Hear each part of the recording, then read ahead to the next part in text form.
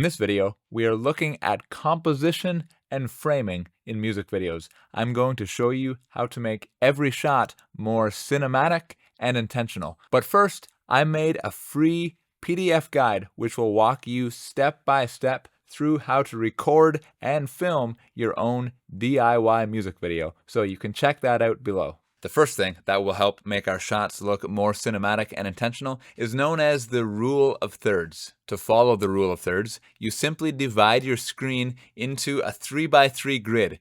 Then you place the key elements of a shot on those lines or on the intersections.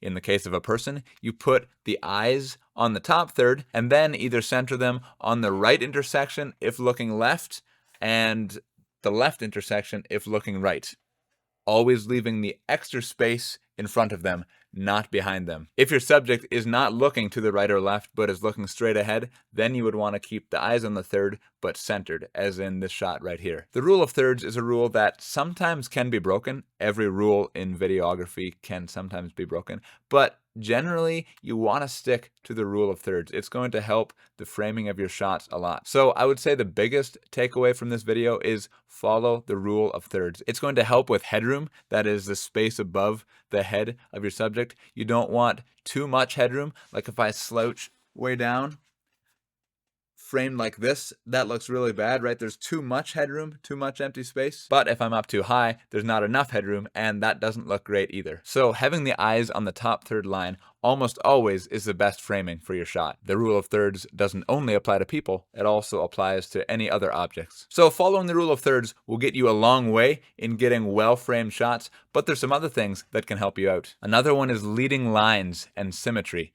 Leading lines are visual elements in a shot that guide the viewer's eye toward a specific subject or part of the frame, usually your main focus. An easy way to do that is with a road, but it can be done with anything with straight lines. And then symmetry is just simply framing your shot in such a way that it's symmetrical. Another thing that will help make your shots look much more cinematic is using depth.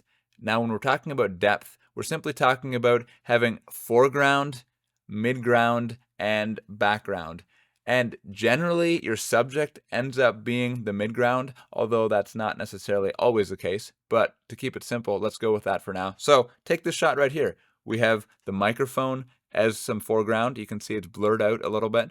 Then I am the midground. And then you have the background behind me, and you can see that it's also blurred out. So it adds some depth to the shot. It's not always possible to have foreground, midground, and background on every shot, but you should always try to have at least two. So never have just your subject against a blank wall, because then there's no foreground or background. You just have your subject. You always want to have either some foreground or some background, and if you can get both, that's even better. Depth is something that has a lot to do with the location, so that's definitely something you want to keep in mind when you're thinking about locations. If you're inside and you don't feel like there is much depth, one thing you can do that can help is to simply bring your band up away from the wall. That way the walls are back a little further and you can at least bring a bit of depth. Many times you can make foreground artificially. You can move something in place. I've been part of video shoots where somebody held a leafy branch in front of the camera for a bit of foreground. So get creative with that. When it comes to the background, you pretty well have to depend on your location.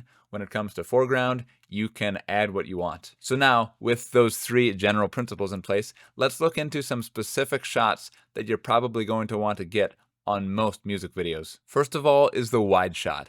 This is the foundational shot that the rest of your music video ends up being built upon. Having a foreground and a background will help make your wide shots look a lot more professional. Next up is the medium shot. This is kind of from waist up. Try to get a medium shot of each band member if possible. And then get various tight shots. For the vocalist, focus on the face. For keyboard players, focus on the hands and the keys, and you can use the edge of the piano as foreground. Sometimes you can also get their foot on the pedal depending on the song. For guitarists, you want to get some tight shots on their hands. Try to get some angled shots up or down the neck with either the strumming hand in focus or the hand on the fretboard in focus, and then you can use the other for some foreground or background. For drummers, get close-ups of the drums, especially of the crash cymbal, and the kick drum can also be cool, but really any of the drums, and drum sets are great. You can use one drum as foreground, and then another drum as your main subject, and then a third drum as background if you frame it properly. A little side note for the tight shots, use the zoom instead of getting closer. The closer you get with the camera, the more distorted the subject becomes, especially when filming the human face. You want to be really careful with this. So here are two shots of my face, one with a wide angle lens held very close, and one with a zoom lens from much further away. Notice how both shots are framed the same, but you can see how distorted my face is on the close-up. A good rule of thumb is to never get closer than 3 feet to someone's face.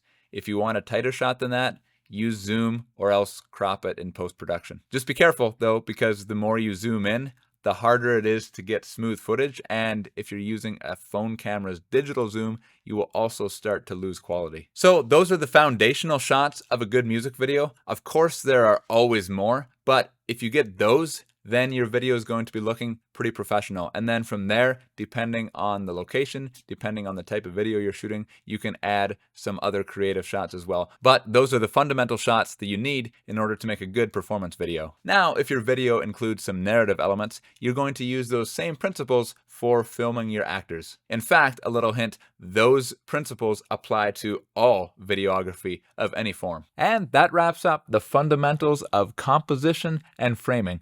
Again, if you want to learn to record and film your own DIY music videos, check out the free PDF guide linked in the description.